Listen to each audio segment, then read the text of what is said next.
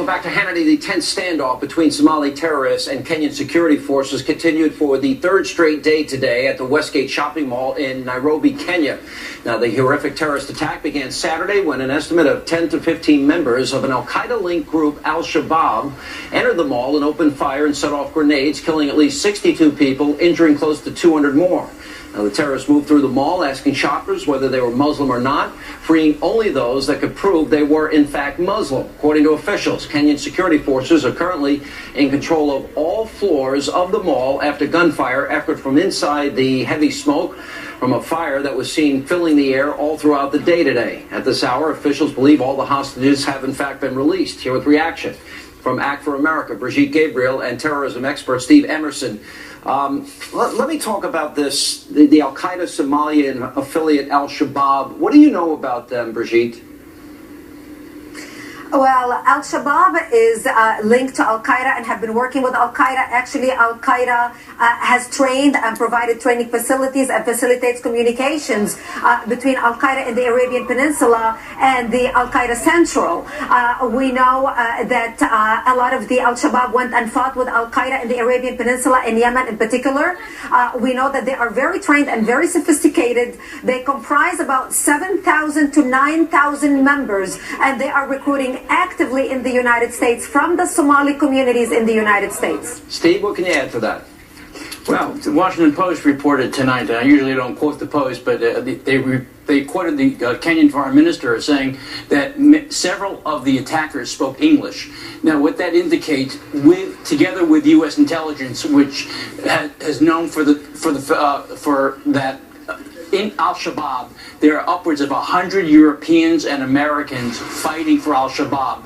They have become the new Al-Qaeda Central. No longer is Afghanistan the center of gravity or Yemen the center of gravity. This is a seminal act, Sean. This will propel them into becoming the new Al-Qaeda franchise around the world, I fear, because of the fact that it's so internationalized right now. So, for example, when we talk about the incidents that were missed in terms of us recognizing the war with Al-Qaeda and a war on terrorism, we talk about the embassy bombings in Kenya, Tanzania, the first Trade Center bombing, the USS Cole. Now we may refer to this as the rise of Al-Shabaab?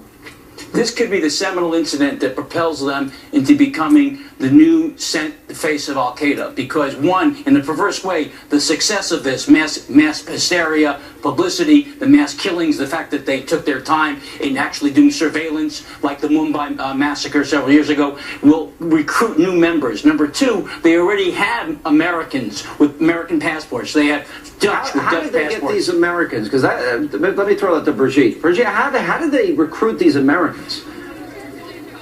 Well, they are recruiting them from the Somali communities here in the United States. We have a huge Somali community, for example, in different parts. And actually, part of the bombers who were involved in this Kenya attack from 6 American communities, from Arizona, from Maine, from Illinois, from Kansas, from Minnesota.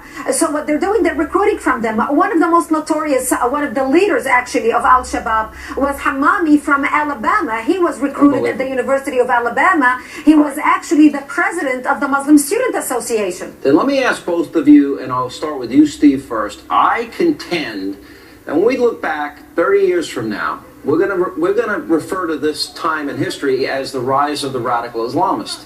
And I mean by Egypt, and obviously what's happening with Syria and Iran, and now this is all spreading into Africa, North Africa in particular.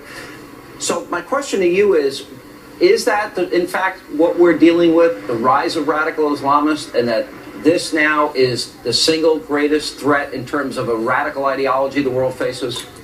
I agree with you 100%. In fact, what we've seen in the past, Sean, in the past decade or the past decade and a half, was Al-Qaeda's rise. But now we're seeing basically a proliferation of smaller movements that are tethered to Al-Qaeda's ideology, but are a subset of radical Islam. So the jihadists in Syria, the jihadists in Chechnya, the jihadists that are in the United States, all the lone wolves, the 70 plots since 9/11. Europe. These are...